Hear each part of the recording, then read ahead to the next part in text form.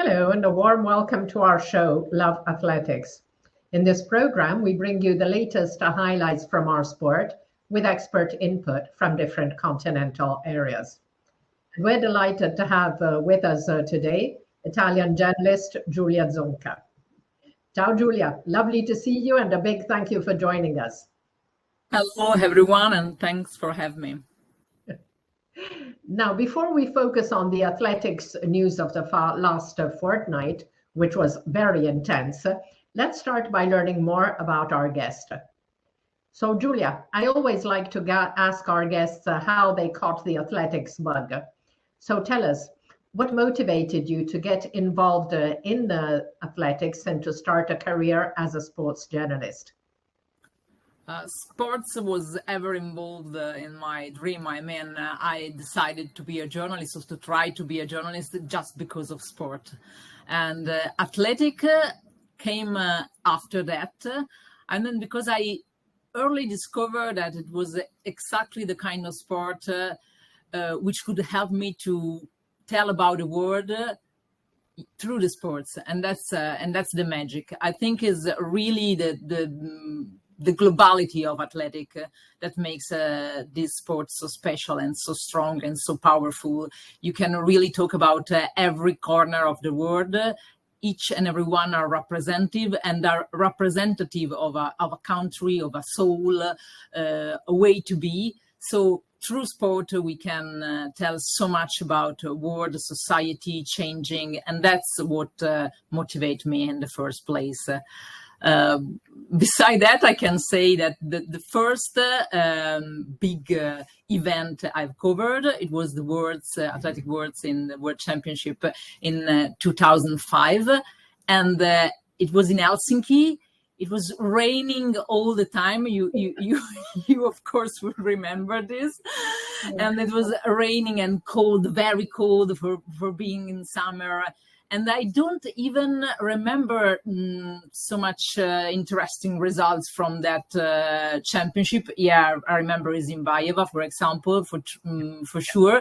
But it was not that kind of event that remains. And still, despite this, I love it. Really, I was deeply in love with the sport. So I say, okay, I haven't seen nothing so astonishing, and I'm so in love.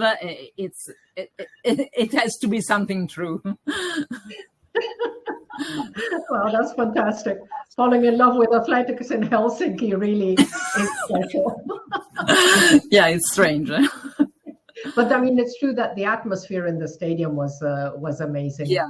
It's one of the countries that really knows and loves this sport. Yeah, and you could feel that. Yeah. Of course. Now, were there any athletes in particular which inspired you? There are a lot, as you could imagine, but I can name two because, for everyone, these two names mean something, of course. But if I had to choose, I choose Katie Freeman and Dick Fosbury. Katie Freeman, for the emotional that she gave us. Of course, she was an amazing athlete, but more than that, she raised a flag, and was not only the flag she carried out on that fantastic Olympic in 2000 in Sydney.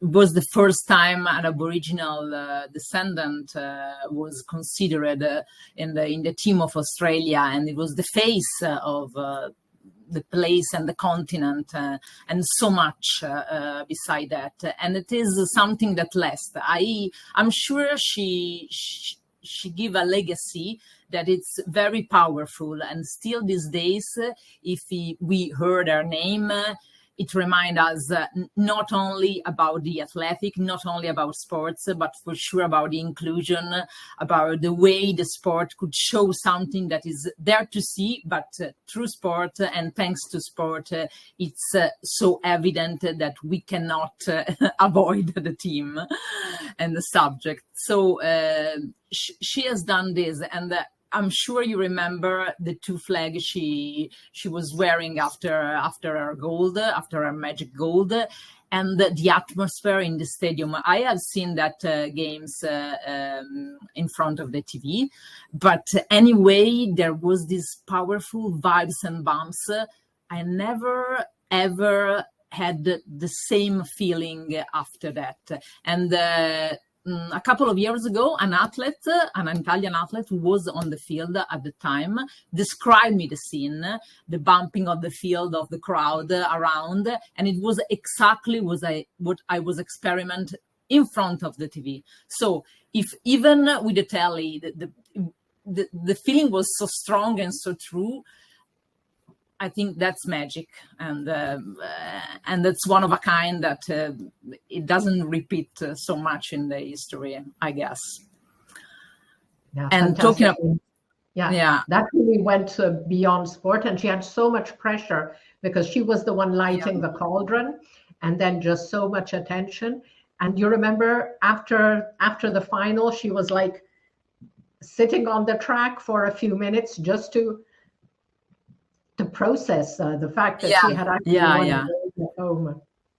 I guess to process, and also to keep in her mind and in herself what she was, I don't know, seeing and what she has created, what she has moved. Because as you remember, the cauldron, she really light a fire, and the fire that lasts, in my opinion. Definitely. Mm-mm. And the other name I choose is Dick Fosbury. Of course, he starts something, and that is there to see. But he give us a lesson. I mean, to believe for true, and in what you want to do. Because as we well know, it wasn't the first one who performed that kind of jump, but he believed in that jump, and was the only one that believed in that jump. So it's fair that the jump has his name, because Fosbury for really changed the world. I know it sounds as the title of a film and something maybe too much to say, but for real, it changed the world. Not only the jumping, it changed the way of mind. It showed that you could be stubborn, and you could really say, okay, you are used to do these things in this way. I show you that we can do in another way, and it works for real. And it's better not just for me, but for everyone. It's changing the level. It's changing, the field. And it's really something you can use in life.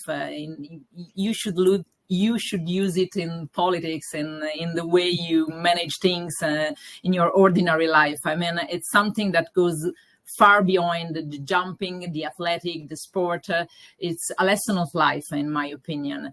And I'm sure you have talked with Dick Fosbury so many times in your life. I've been lucky enough to interview him twice, and I was so surprised to see how much he doesn't care. He changed the world, and he doesn't care, and it's crazy. Yeah, he was really special, and this being so cool about things is also one of the things. Apparently, they were out visiting the city, and they were out really late with a couple other friends, and he was just such a great guy. I remember at the Barcelona Centenary Gala in 2012, Anna Chicharova asked if she could come to Fosbury's press point, because she had seen his name down on the list. And then in the evening of the gala, Fosbury asked me to help him find Yolanda Balas. So, I just loved this mutual admiration between athletes of different generations. And, that Chicharova was so inspired by him. And in turn, he was looking for Balas because he'd obviously been impressed. Yeah, it was super. It was really one special guy. And it's not by chance that he makes what he made, but because it was really, really a special man. Yeah. Mm-mm. So talking about special moments, what are your favorite athletics moments in the course of your career? I keep adding favorite moment.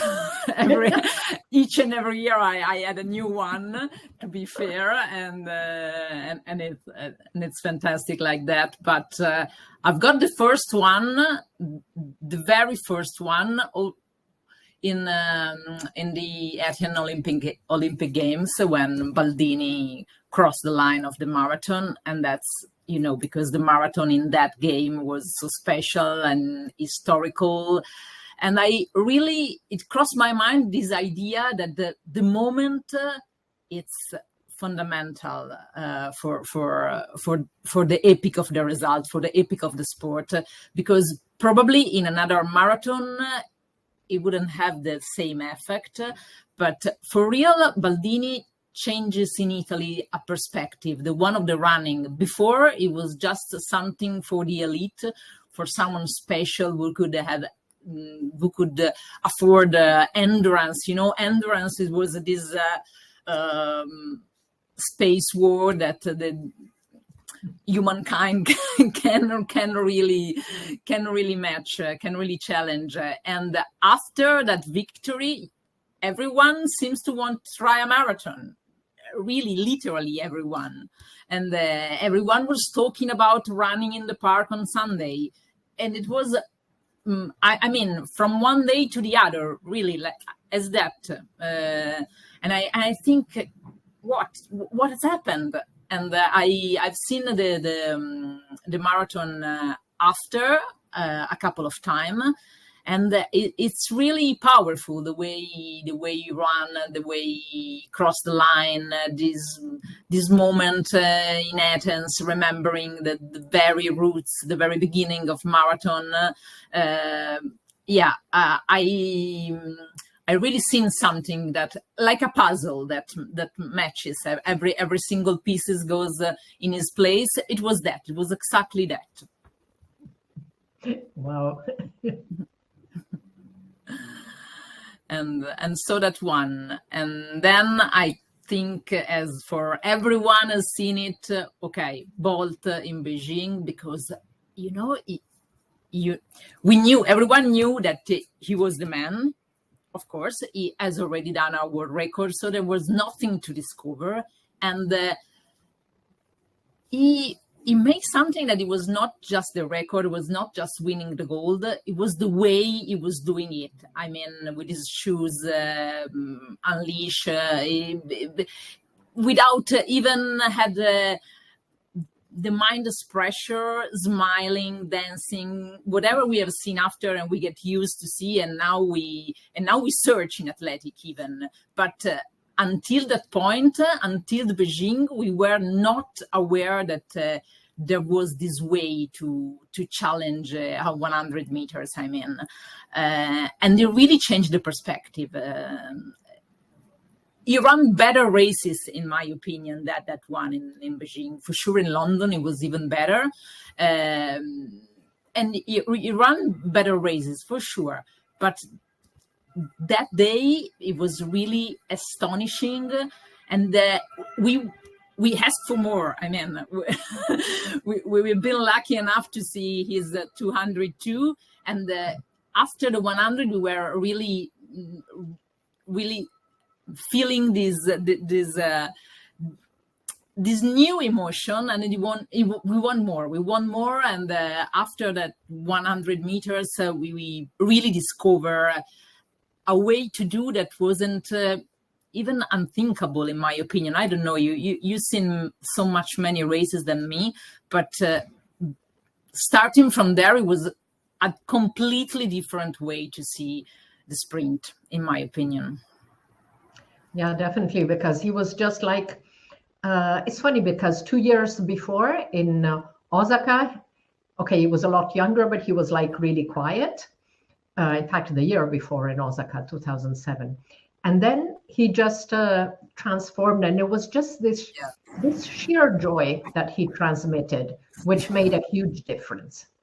And I remember that, I mean, it was such an amazing race. And for once, because it very rarely happened, I was in the press tribune and I was watching, and then I looked back at the tribune and all the journalists were like, Exactly, this face. It was crazy. By the way. Mhm.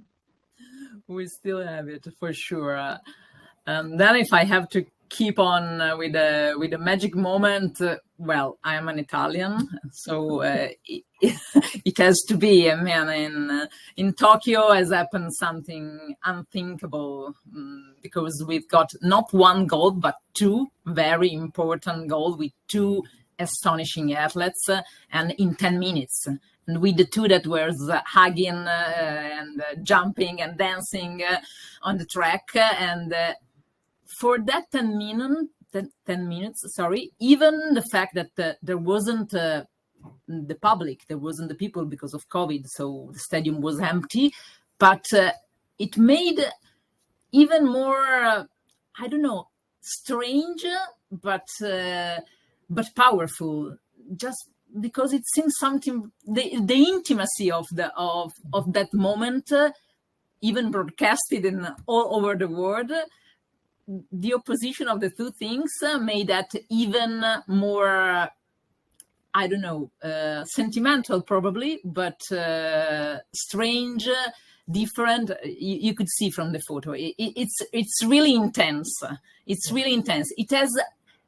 It seems that there are these two people in the entire world, only these two guys that hugging themselves. It's really, I mean, we could not do better. We are at the very, very, very, very top of the excitement. There is all the vibing, the exciting, the expectation, the happiness. It's something contagious.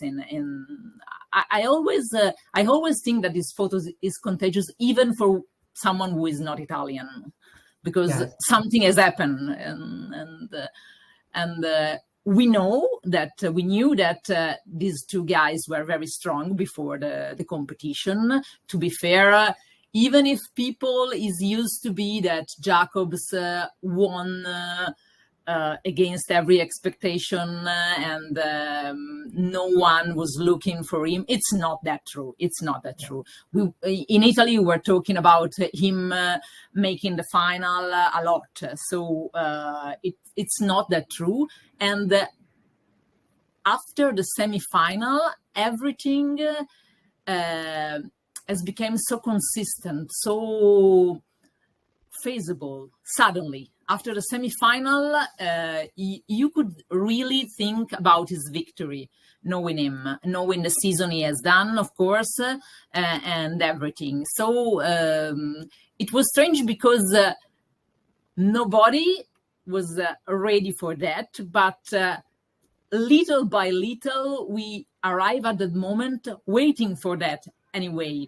I know I know I can tell this because I'm a sports reporter from Italy, so I was following all this season, all the results, everything. It was easier, but it's something that has happened there in that day after the semi-final of the 100, and we were looking to the competition in the high jumping, and the two teams were coming so close one to the other. I don't even know where to look at some point. And that hug was magic, really.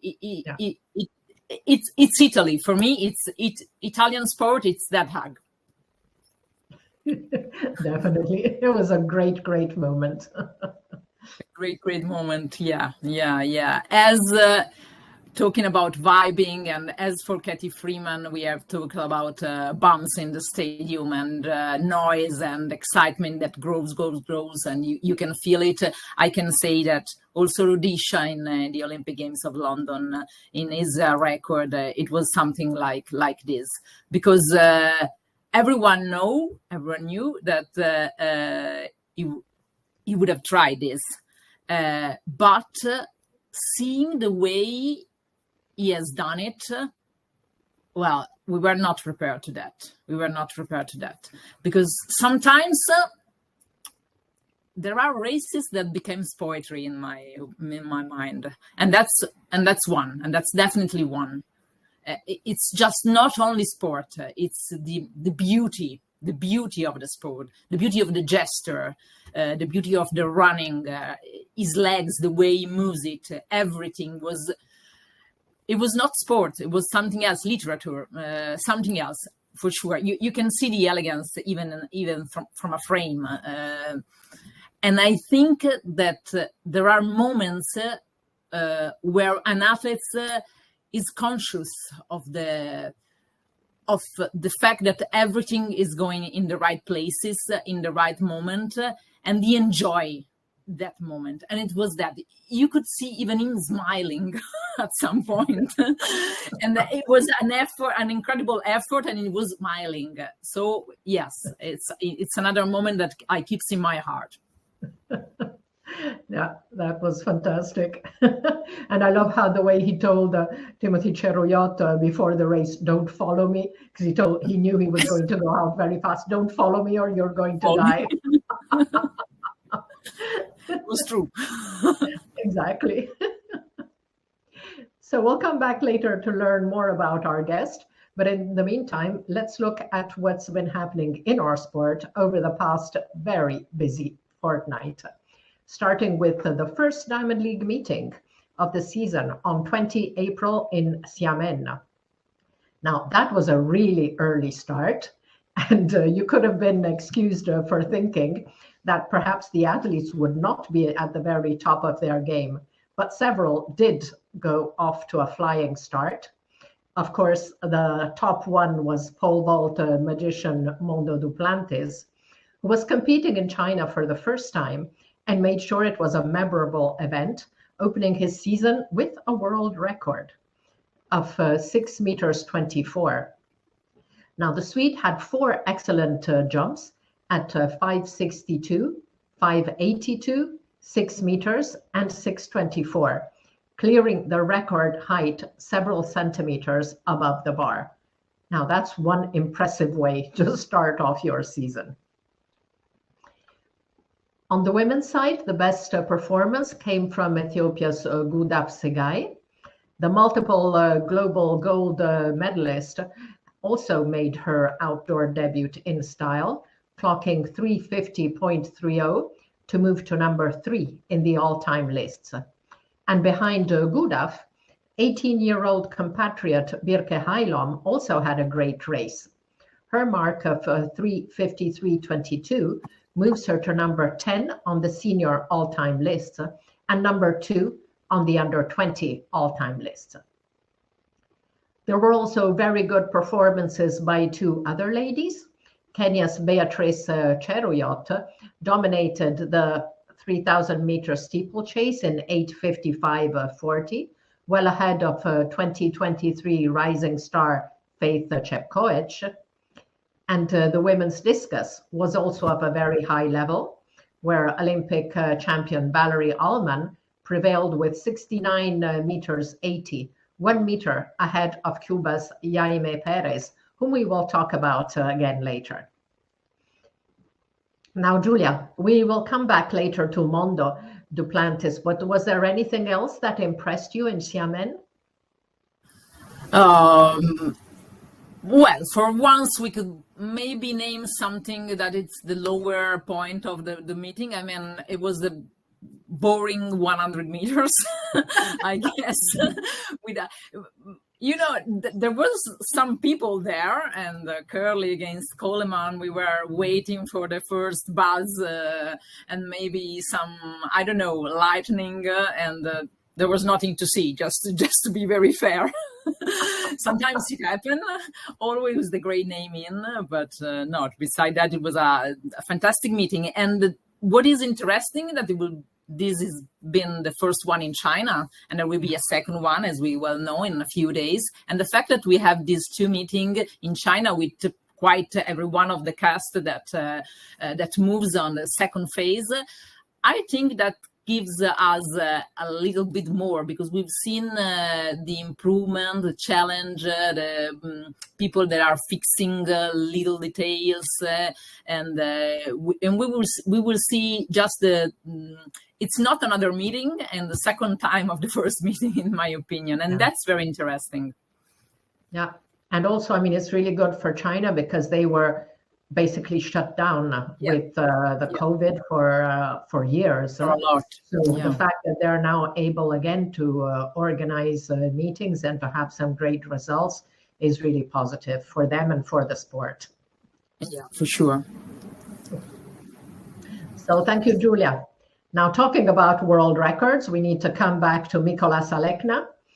In the last show, after he moved to number 10 in the all-time list with 71 meters 39, which he threw on the 6th April, I'd said he still had a long way to go to match his illustrious father, Virgilius, who was then number 2 in the all-time list. Well, the family and world hierarchy has now been rewritten.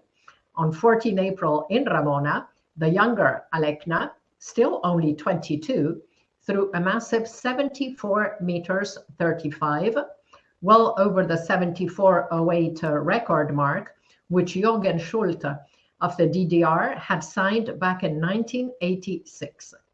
And more impressive, all of Alekna's throws were over 70 meters, and 2 others were above 72 meters. Impressive. There was also another world record set last week on 19 April at the Oregon Relays, though the event was now rarely contested distance medley. The quartet of the Brooks Beast Track Club improved the all-time best for the event, clocking 9:14:58. Now, if you're curious to know the names and splits, here they are. 1200 meters, Brandon Kidder. 400 meters, Brandon Miller. 800 meters, Isaiah Harris. And on the 1600, Henry Wine. We should also highlight here another performance, though it is an area record and not a world record, also in the discus on 13 April in Ramona, part of the Oklahoma Throws series, which saw Mikolas Alekna set the world record. Cuba's Jaime Perez, the 2019 world champion, also achieved a distance unequaled since the late 1980s. Her mark of 73.09 is a NACAC record, and it's also the longest throw since 1989, and the best by a non-European athlete. So major event there. But let's get back to the major international circuit. Also on 20 April, the Kip Keino Classic was held in Nairobi, World Continental Tour Gold event. And as in Xiamen earlier in the day, athletes were not daunted by the fact that it was so early in the season and produced some great performances, especially among the men. The men's 200 meters saw a sizzling duel with Botswana's double world championship medalist Letsile Tebogo and the USA's Courtney Lindsay. Both were timed in 1971, with the victory going to the Americans. Really dived there on the line. Now, Giulia, I know this was one of your top moments of 2024 so far. Tell us what was so special about it. I think it's the very beginning of a long challenge, and not only between the two, but in the 200 that will be amazing this year. And we have seen Tebogo, it's on fire for sure. I mean, he's done a world record in 300. It shows how strong and consistent it is. He is in the 400, and then this 200, probably he got surprised by Lindsay, and he should have run faster at the beginning.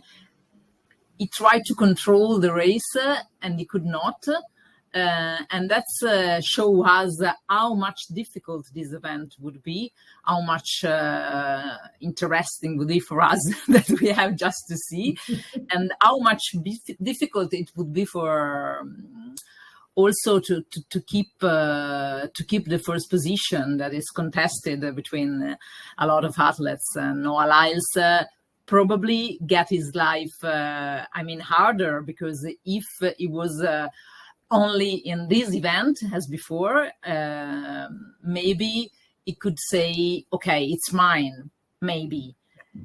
this year it will be very difficult, and because he wants to win the 100, be in the relay, maybe in 2 relay, as he has said, it will be very, very, very challenging. So good for him to be so tough to try, and courageous also, because we know he has a special gift to run this distance for sure, but adding all the other effort, it could change a lot. So we will see. I think it's just the very beginning of something that could even bring us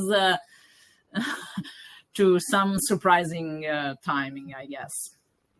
Yeah, definitely, because Letsile has been, as you say, on fire already this year, and he's one super talented athlete, and it will really be interesting to see how this plays out. And Courtney Lindsay, he had already run 1988, I think, earlier this season, but he's also one to watch out. So the 200, which at one point had become a little bit boring. Yeah. Now a great, great event. One of the best, I guess. Yeah. So also impressive in Nairobi was the men's hammer throw, where Canada's world champion Ethan Katzberg threw a massive 84 meters 38, the best throw since 2008 and the number 9 of all times. So let's move now to road races, where there was also a very busy fortnight. On 14 April in Rotterdam, there was a very good men's race won by home athlete Abde Negeye in 2:04:45 over Ethiopia's Amedework Valeleny in 2:04:50. So very good times there. The women's race was not quite as fast, but still very good, with Ashete Bekere in 2:19:30. A day later, it was the Boston Marathon. Never a faster race because of the tough hilly course. Ethiopia's Sisai Lema was the men's winner in 2:06:17. But the more interesting event was the women's race. Now, Helen Obiri defended her title, winning in 2:22:37 over compatriots Sharon Lokedi, 2:22:45, and Edna Kiplagat, 2:23:21. So Obiri thus consolidated her chances of selection for the Kenya team for Paris. But I was really impressed with former 2 times world marathon champion Edna Kiplagat, now 44, who clocked her best time since 2018 and collected her 14th podium between world marathon majors and world championships, with the first one being her win in New York in 2010. I really have huge respect for Edna Kiplagat. However, the big one was the London Marathon, staged on 21 April. The men's race saw a really emotional victory for Kenya's Alexander Mutiso Munyao, which he dedicated to his late friend Kelvin Kiptum.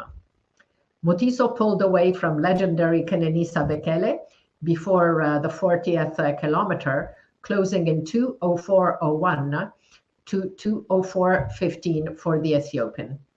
Now, Kenenisa improved his own Masters over 40 world record and clocked his best time since 2019, when he had set the then world record with 2:01:41. So really good race for Kenenisa. There was also joy for the home crowd, as Britain's Emil Keres was third in a PB of 2:06:46. But the top performance came in the women's race, where Kenya's reigning Olympic champion Peres Jepchirchir sprinted away in the last 800 meters to win in 2:16:16 over Ethiopian world record holder Tigsta Sefa, who finished second in 2:16:23, with Joycelyn Jepkoske completing the podium just 1 second behind. Jepchirchir's time, 2:16:16, smashed the women-only world record, taking 45 seconds off the previous mark of 2:17:01, set by Mary Keitany in London in 2017. And that feat earned Jepchirchir a total of $280,000 US, 55,000 for the win, 100 as a time incentive bonus, and another 125 as the women-only world record bonus. Great a day for Perez Jepchirchir.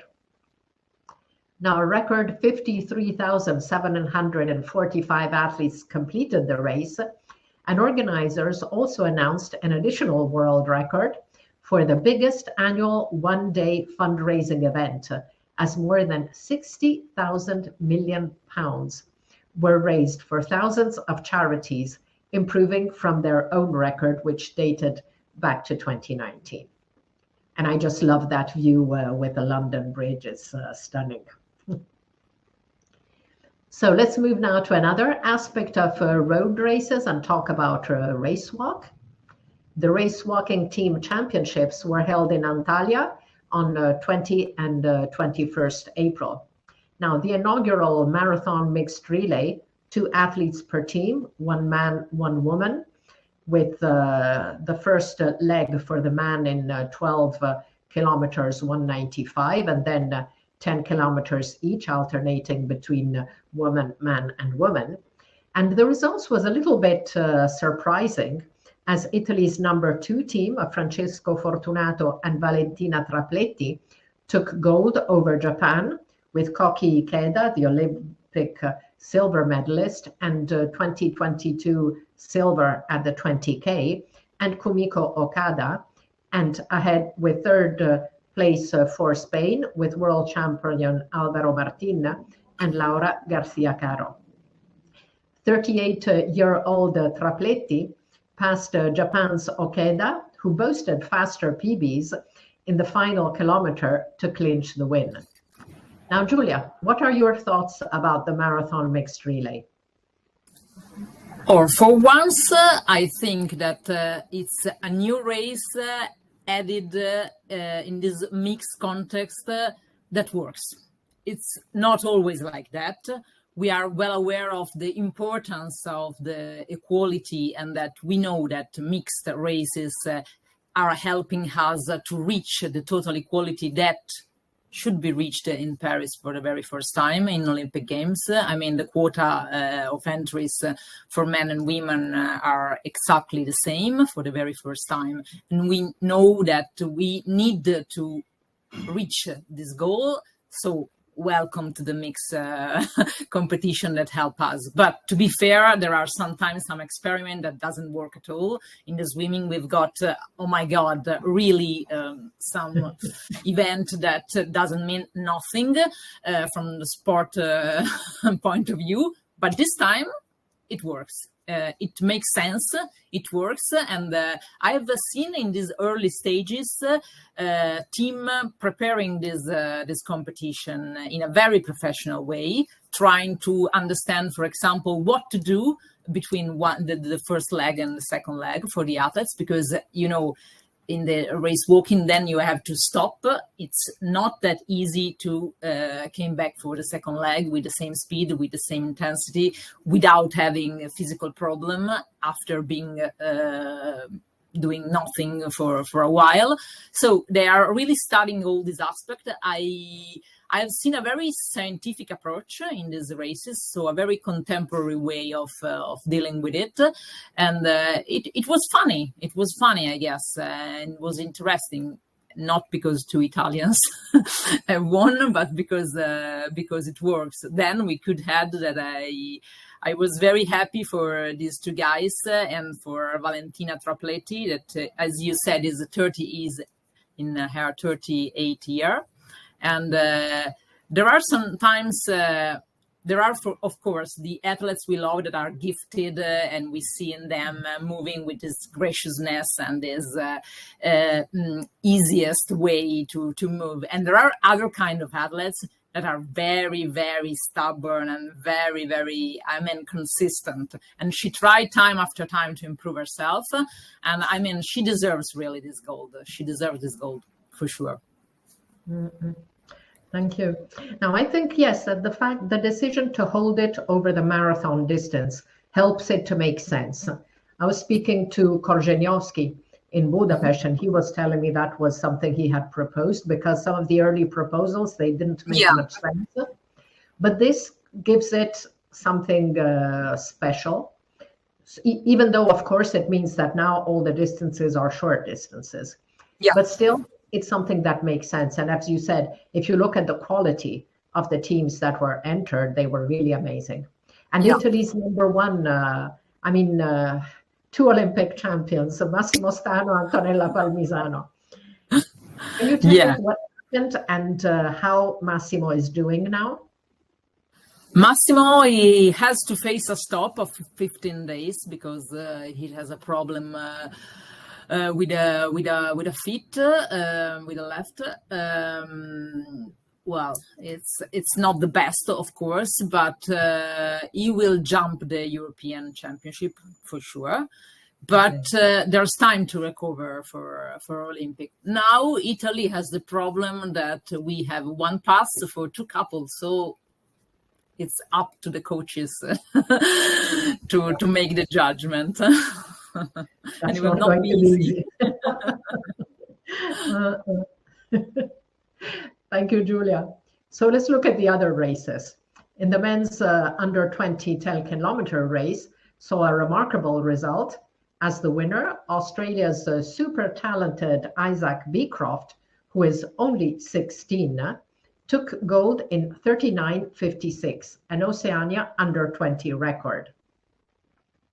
Now, Beecroft had already signed some remarkable performances earlier this year, and we will speak about him again later. In the men's 20 kilometers race, victory went to Swedish Perseus Karlström, whom we see here with the yellow vest at the start, who had won the 35K at the last edition of the World Race Walking Team Championships in Oman, and also boasts 4 World Championships minor medals.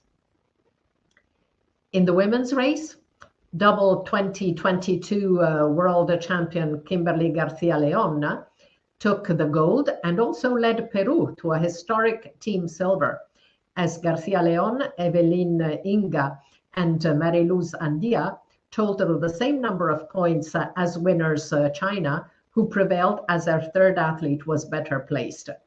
And Evelyn Inga very nearly joined her compatriot on the podium, as she was in second place, but had to spend 2 minutes in the penalty zone after collecting a third red card in the final of one of 10 laps.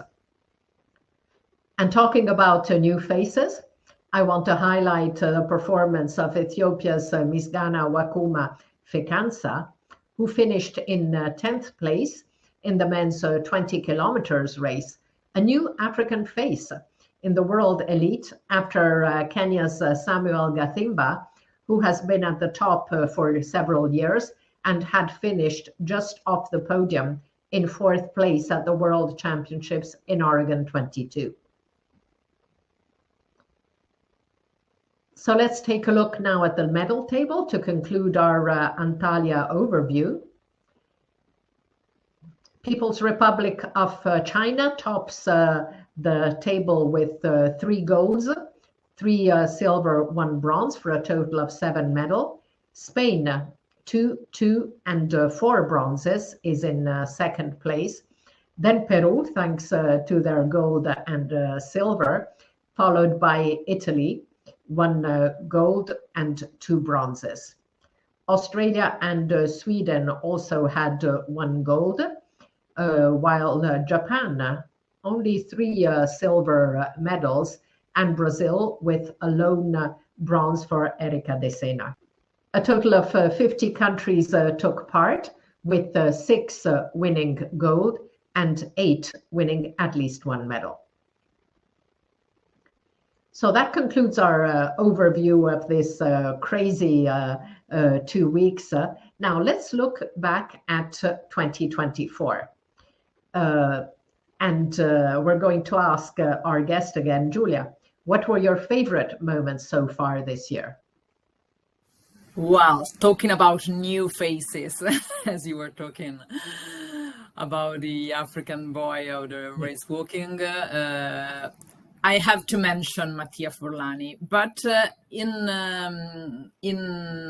Glasgow, the World Indoor Championship, we've seen something that maybe we think we have seen later. This challenging between Mattia and Tentoglu. And I spoke a lot with Tentoglu after the competition, and he said, "Okay, now it's changing. Before it was me against me. Now it's me against Mattia," and that a perception that everyone has, and even the public, I mean, perceived this changing because.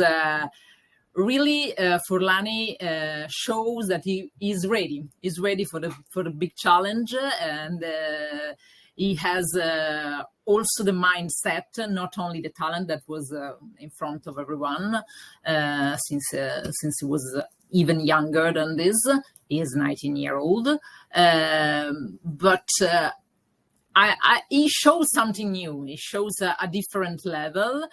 And now we know that in this Olympic Games, we will see this challenge. We will see the way it grows, and we are ready for something special, I guess. It's true that Tedoglu was basically unchallenged, except for the year in which decathlete Simone Hammer actually had the best mark for many months. But yeah, it's true. Things are changing now. So get ready for some emotion. Yeah, and well, we already talk about Mondo, and we are out of word, I think, Anna, because he's doing every single time. It's not only the centimeter he had, it's the way he's doing this. In this competition, I don't know you, but I was really surprised about the progression of because it was crazy. It was crazy. 4 jump, and one was the world record. So 3 jump before the world record. It seems a joke.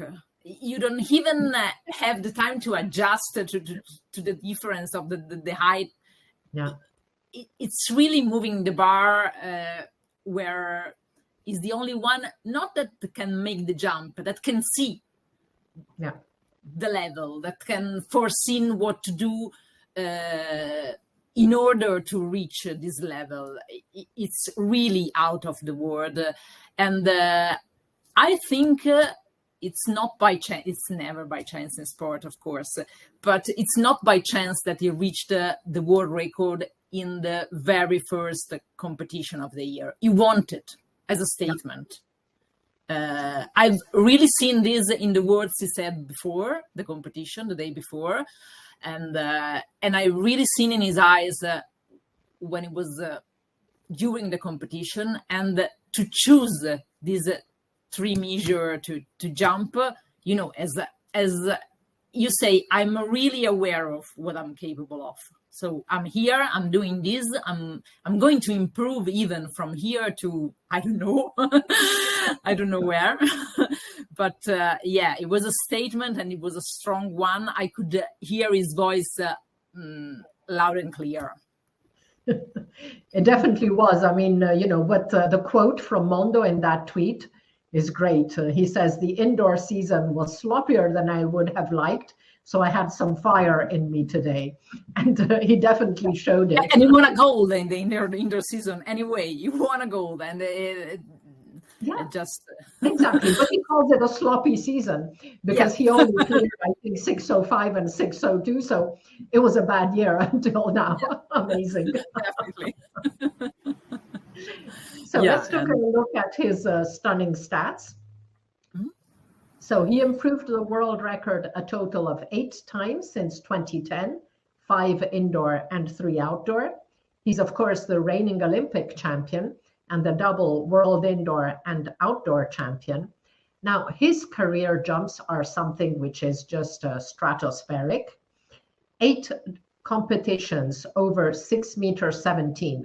Now, the previous world record was Renaud Lavillenie with 6 meters 16, and he's gone over that mark 8 times, and he's gone over 6 meters, an amazing 56 competitions. Now, only 29 other athletes have ever cleared 6 meters, and he has 56 competitions, and including, of course, like in Xiamen, he had 1 jump at 6 meters, 1 at 6:24. So the total number of jumps is a lot higher. And at a very respectable height of 5'80", where a lot of his competitors are a bit struggling to get over the bar, he has 98 competitions in his career over 5'80". So he's just one amazing athlete. So it's time now to go back to the global overview of our sport and check the best results of the fortnight, starting with senior men. So there were some pretty interesting results between 8 and 22 April. In the 100 meters, now this is a result 9:93 for Christian Miller of the US in Clermont, which is good, but then you realize that he's actually he's an under 20 athlete. So we'll talk more about Christian Miller later. Over the 200 meters, we saw this great race in Nairobi with Courtney Lindsay and Letsile Tebogo. And Courtney had already clocked 19:88 in Gainesville. And Tarsis Gracious Orogot, which was also an interesting athlete from Uganda, had 19:90. So that's interesting. Over the 400 meters, Baya Pondori of Botswana, 44:10, and he improved the 44:29, which Letsile Tebogo had set in Pretoria in mid-March. Over the hurdles, pretty good race by Daniel Roberts in Xiamen, 13:11, and behind him Cordell Tinch, 13:16, and Shunsuke Izumiya, 13:17. Over 400 hurdles, Chris Robinson in Gainesfield, 47:95. Pole vault, we've already discussed Mondo Duplantis. And the discus, we've spoken at length about Mikola Salekna. Hammer throw, Ethan Katzberg. Now in the decathlon, there was a very good result at the Mount SAC relays in Walnut, 6,732 points by Puerto Rico's Aiden Owens de Lerma, who improves the world lead, which had been set by Germany's Leo Neugebauer. And then we had some very good marathon results.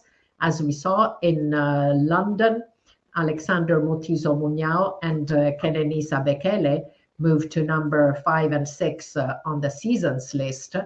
Abdi Nageye in Rotterdam moves to number 8, followed by Amede Work Valelegne. And 3 places behind, Virhanu Legesse, also in Rotterdam.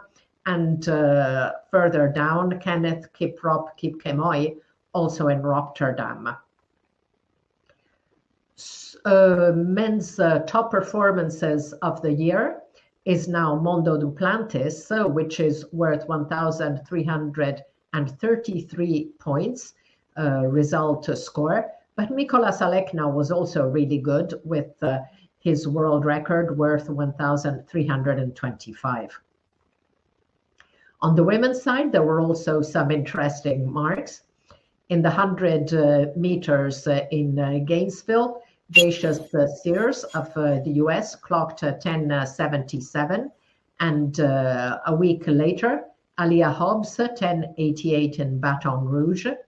Then we saw the wonderful 1500 meters in Xiamen, with Gudav Segai moving to number 3 in the all-time list, Birke Hailom moving to number 10 in the senior all-time list, number 2 in the under 20 list, and that's an area under 20 record. Beatrice Chepkoech and Faith Cerotic, very good results in Xiamen. Over the 100 hurdles, these are results from US meets. 10:42 for Tonia Marshall in Clermont, and 10:44 a week earlier by Nia Ali in Gainesville. In the high jump, we have the first outdoor jump over 2 meters by Nicola Ollislagers, 2:01 in Adelaide at the National Championships. In the discus, Jaime Perez, as we said, moves to number 9 in the all-time list and the best ever by a non-European.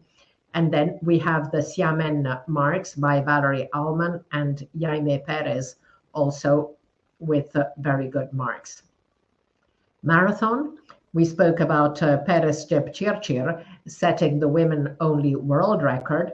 Tigsta Sefa, Joycelyn Jepkoski, and Megertu Alemo also clocked very, very good times in London, as did Bridget Kosgei, who was 6th in that race further down with 2:19.02, and Sheila Chipkirui. Then further down we have Ashete Bekere, the winner in Rotterdam with 2:19.30.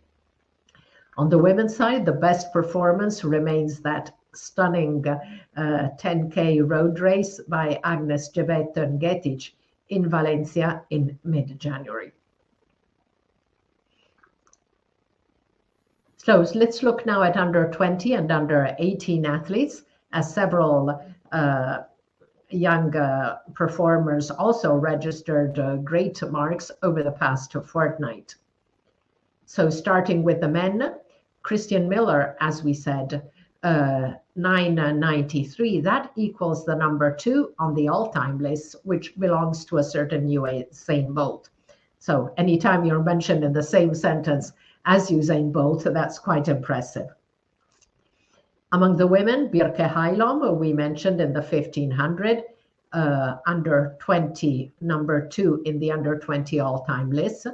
And further behind, Saron Berhe, another super impressive young Ethiopian. She's still an under 18 athlete, but her 3:59.21 moves her to number 8 in the all-time list and number 3 in the under 20. Number 8 in the under 20 all-time list and number 3 in the under 18. And then we have Chinese javelin thrower Ziyi Yan, who had a series of totally impressive results. The best one being 64.28, which she threw in Hangzhou. Now that is the world lead among the senior athletes, and there's also the world under 20 record. Ziyi Yan also had 62.23 in Chengdu and 61.83 also in Chengdu a day later. Now, the reason she's in the under 20 list and not in the under 18 is because she throws with a heavier implement with a 600 meters javelin. So talking about Ziyi Yan, there were several world and area records in the under 20 age category. And let's take a look at all of them. The most impressive, as we saw, was for javelin thrower Ziyi Yan, world under 20 record. Now, she only turns 16 on 22 May. But she's been really, really impressive this year. And as we said, throwing with a heavier implement. So appears in the under 20 and not on the under 18 list. There were also several area under 20 records, the most impressive being the one by Ethiopia's Birke Heilom, over 1500. As we saw, her 3:53.22 is the number 2 mark of all time for her age category and number 10 among the seniors. And another athlete we have already mentioned is Australia's race walker Isaac Beecroft, and his Oceania record at 10 kilometers race walk in Antalya. But he had already set the continental record over the 10,000 race walk, so on the track rather than on the roads, with 40, 44, 47. And there was another Aussie setting a continental under 20 record, this time a woman. That's 800-meter runner Claudia Hollingsworth, who clocked 1:58.40. So Aussies has been going really strong at the beginning of this season. Now among the under 18, let's check the top marks. And a lot of it is about Isaac Bowcroft. As we mentioned, he set two area under 20 records in the 10,000 meters race walk and in the 10K race walk. Now he had already set an excellent performance. He had recorded an excellent performance over the 5,000 meter race walk earlier in the year in Sydney. And among the women, of course, Saron Berhe with her performance in Xiamen, and she had already set two under 20 world bests over the mile and in passing over 1,500 in Ostrava at the end of January. So very impressive young athletes. Now, Giulia, is there any under 20 or under 18 athlete who caught your eye so far this year? Before I have a question, we are still in April because after your reading, it seems September. I don't know. There's something very strange in the air. No, I was very... Of course, the Chinese girl of the javelin throwing, it's amazing. And she has not even the age to compete at the Olympic Games. So it's really blowing our mind to think... how she can improve, because she used already the javelin for the professional, and she's really astonishing. But I have a question for you, because I am always skeptical when I've seen the results in these very early stages of the season. The one who came from the sprinter in the US, because for sure everyone is gifted, talented, and physical. Powerful guys and women, but sometimes they disappear along the year. So we know that they are competing a lot. They are probably at the pinnacle of their season because they have done the races and in the college for many months before. And we know all these things. They run in the US on track that help the performance, and usually in the wind. But I've said all that, all the details that makes this result in this part of the season. What do you think about their result? For example, of Miller and Sears this year. Well, Miller is brand new on the scene, so it's a little bit difficult to judge him on one race. But Jamesia Ford, she's had an amazing and very, very consistent year. So I hope she continues at this level, because another athlete who started really well and who had been doing well already in the previous years is Shanti Jackson. But she had a couple of very good performances, but wasn't racing as intensively as Jamesia. So we'll see. Maybe her growth path is a little, smoother. She's not being pushed so far, so fast. But I'm sure she's going to stay with us for a while. And I really hope Jamesia stays because, from what she has shown this year, because obviously her best distance is the 200, but on the 400, she's also had some good, very good performances. So let's see. As you say, the US season is mainly concentrated at the beginning with the indoors. They start earlier than we do. Also outdoor, they start earlier. And how easy is it going to be for somebody like Jamesia Ford to have a lane in a meet in Europe? probably very, very difficult. So that also affects their season. Sure.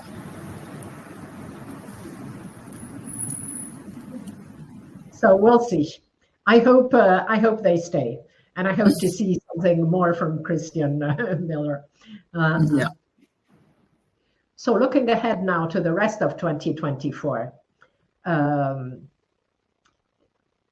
which athletes and events will you most be looking forward to for the rest of the year? Okay, as obvious as can be, every and each 100, because this season I think we will see something better than the previous one. There are a lot of contenders. Everyone seem very, very motivated and well trained. And as we know, the Olympic year is by itself different from every other season.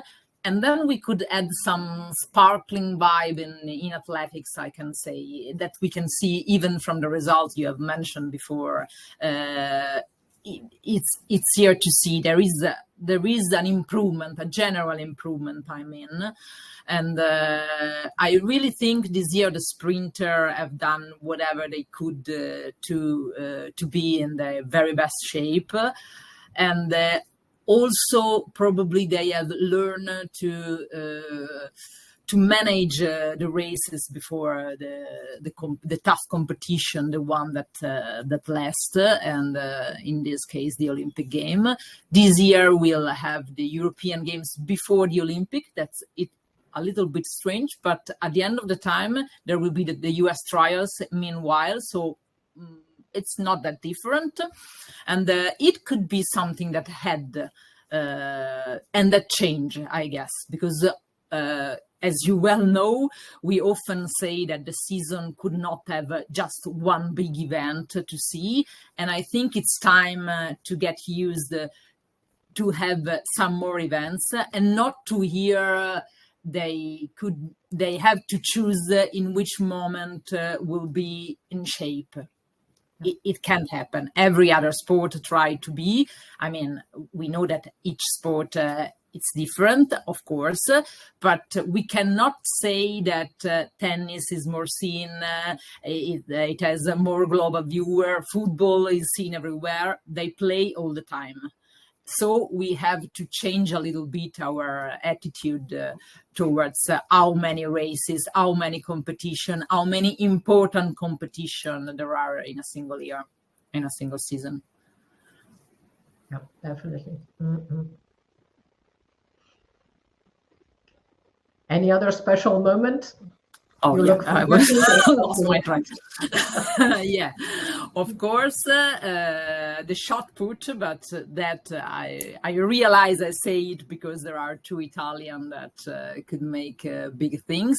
But there is this big champion that is Krauser that has won whatever, and then I guess Fabri, our guy, one of our guy, is a very talented guy, and we talk about him since a couple of years, but in these 2 years he's became very consistent. He's always on the podium and in the competition he's doing, and he train with Zanevire that we can see here with their coach Dal Soglio, that is a great guy, and they make a great team.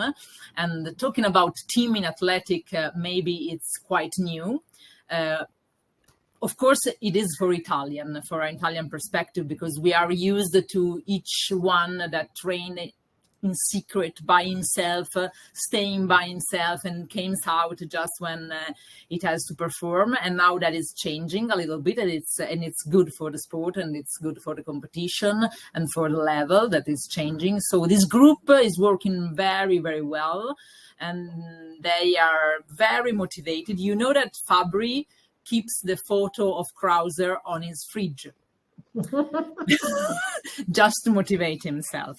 So it's very funny, and sometimes, not always, not during all the year, I mean, but sometimes he has the photo of Krauser also on his phone, on his screensaver on the phone, because it has to be an obsession. And they talk about his style a lot. They are clapping at him, of course, but as you know, there are also some debate about the way Krauser throws, because they say that sometimes he pushed to the very, very, very, very tiny limit that there is between what is fair and what it's not. I am not able to say anything about it because it's too much specific, and you have to be very involved and prepared to talk about this. But there is this challenge that it makes spicy. It makes the challenge very, very spicy, I guess. So it's for sure something I would like to see, and I wait the competition, and I wait to see this challenge and this throwing, how far they can go.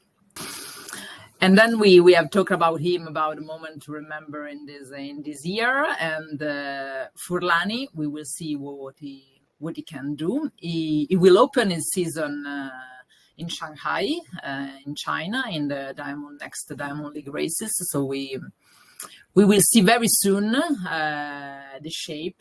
He shows us some training in his YouTube channel, and he promised a lot. I can say only this, but he promised a lot. So we will see. He jump in China, then he will jump here in Savona in the meeting of the 15th May.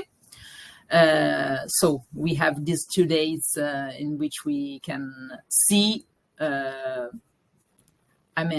little bit what could happen in this season. Yeah, definitely. Mm-hmm.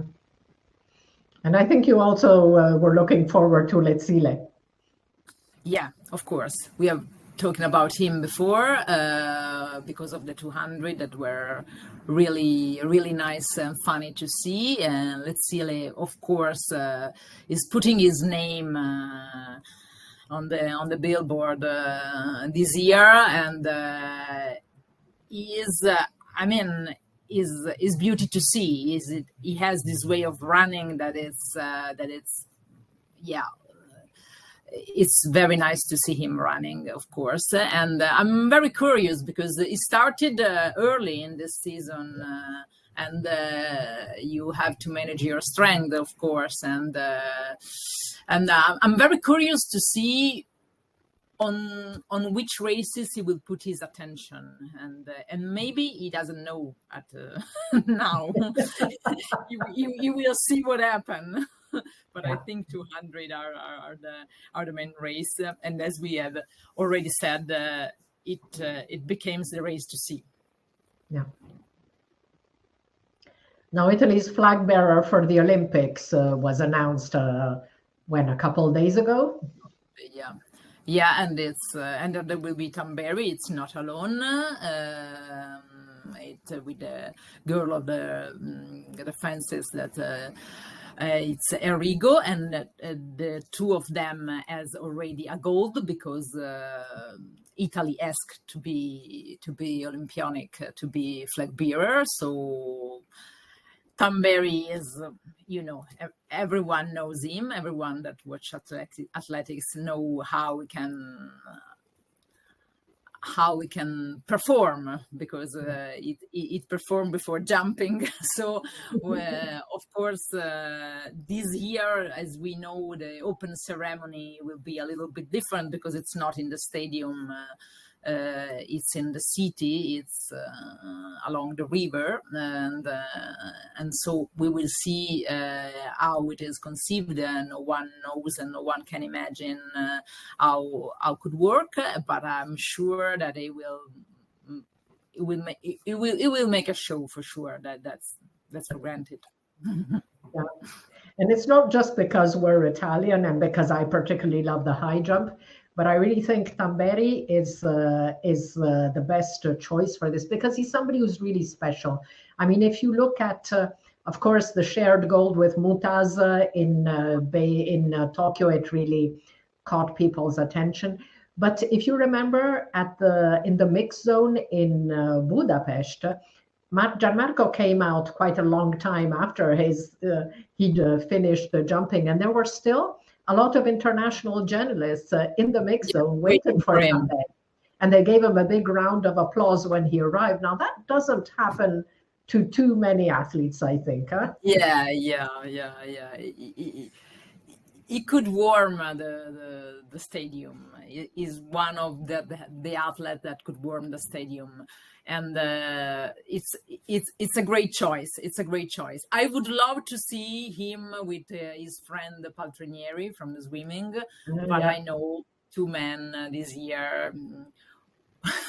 It was impossible. I understand I understand the game, but I would love to see the two friends just because of what you have said.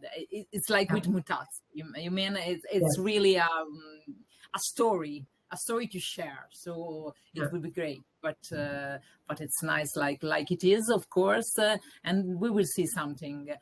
Also during the competition of the jumping, I'm sure before Budapest it was playing drums. Next time we don't know what he could do. Now, Giulia, talking about Paris Olympics, one recent announcement is generating a lot of attention, and that's World Athletics' decision to award prize money of $50,000 US to gold medalists. What do you think about this innovation? It's a bold move. I mean, it's a bold move. So we can say that this brings some difference more in the competition, and that athletics is a rich federation. There are other federations in other sports that are not so rich. They could not afford to pay the price. I mean, of course, but we are saying since I don't know many years how much athletic it's global, how much appeal the sport has, and we are asking ourselves sometimes even why this sport has not a bigger platform, because it's really attractive. It's really challenging. There are, I don't know how many stories inside each races. And, we've got some, they jump, they run, and to every corner of the world is involved. Every tiny little corner of the world is representative. So there must be something to do, and probably add money on the game. It's one of the things that they could do. I don't know if that is the best way. We can debate it. There is also someone that say that it is part of a political move, because Sebastian Coe could challenge the next presidency of the IOC. But beside that, I'm agree with this, and I'm also happy that there are some movement for new competition. As we know, Michael Johnson is trying to put a new show, and it will be a head-to-head with the best of the season, starting from next year, of course. And it's interesting to see what is moving around athletics. It's part of the sparkling atmosphere that I was talking before. Yeah. Mm-hmm. So thank you, Giulia. That was really fascinating. Thanks to you. So at this point of the show, sorry? No, thanks to the audience also. Yes. At this point of the show, I usually like to highlight some cool athletics news, but today's news is sad, and it's the announcement that reigning Olympic champion in quadruple, world triple jump champion Yulimar Rojas, on 13 April announced that she suffered an Achilles tendon injury and will not be able to defend her title in Paris. Now, of course, the Venezuelan is not the only one to go through injury, but she is such a fantastic athlete, a great showwoman, and of course, great for the continent that does not have that many stars, especially female stars.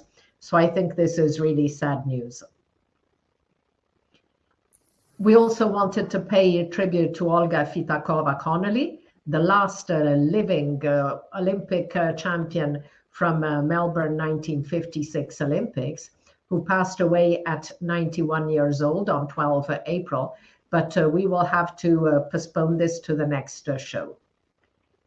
So let's look now at upcoming events as we reach the end of our show. Next fortnight is a little bit calmer. Drake relays and Penn relays. Drake starting on 24 April, Penn starting on the 25th. Then, of course, on 27 April, we have the second leg of the Diamond League also in China, in Suzhou. 27-28 April, multi-stars combined events in Desenzano, World Combined Events Tour Gold. 4 May, Korzeniowski Race Walking Cup in Warsaw. And on 4 and 5 May, the World Relays back to the Bahamas.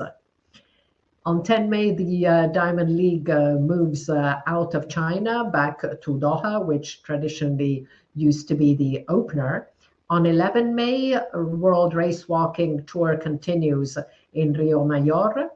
On the same weekend, 11-12, the combined events tour gold event in Arona in Spain.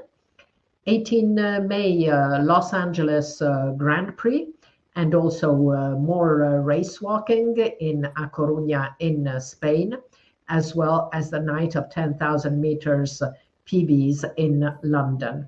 And on 18-19 May, the hypo meeting in Götzis, which is the most famous of the combined events tour legs. 19 May also the next Diamond League meeting in Rabat, as well as the World Continental Tour Seiko Golden Grand Prix in Tokyo. So we're only in April and it's not slowing down at all. Not at all. There is always this new meeting managed by Barshim, just only about high jumping in Doha. Yeah. That's just before the Diamond League the day meeting, before. isn't it? The day before. Yeah, that's going to be interesting. So we're now at the end of the program, and it was great having Giulia with us on the show. It was a lot of fun to be here. Definitely was. And look forward to seeing you soon in person. Maybe in Savona. I think I'll go to that one. Okay, great. Wait for you. Thank you, Giulia. And thank you all for watching. Thank you. Bye. Bye-bye. See you in 10 days in Love Athletics to look together at the highlights, comments, and analysis of what's been happening in our sport over the past few days. Thank you. Ciao, ciao.